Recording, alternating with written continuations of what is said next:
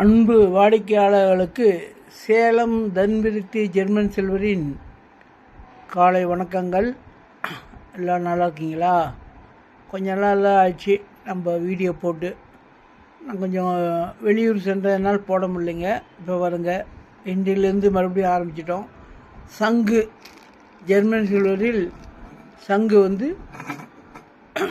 ஸ்டாண்டோடு இருக்குதுங்க. மிக அற்புதமான கலை வேலைப்பாடுடன் இருக்கிற சங்குங்க.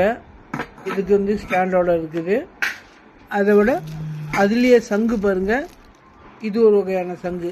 இது கேஸ்டிங் சங்குங்க. ஜெர்மன் சில்வரில் கணபதி உருவம் பிடிச்சிது. இது கொஞ்சம் பெரிய சைஸு, இது கொஞ்சம் சின்ன சைஸுங்க.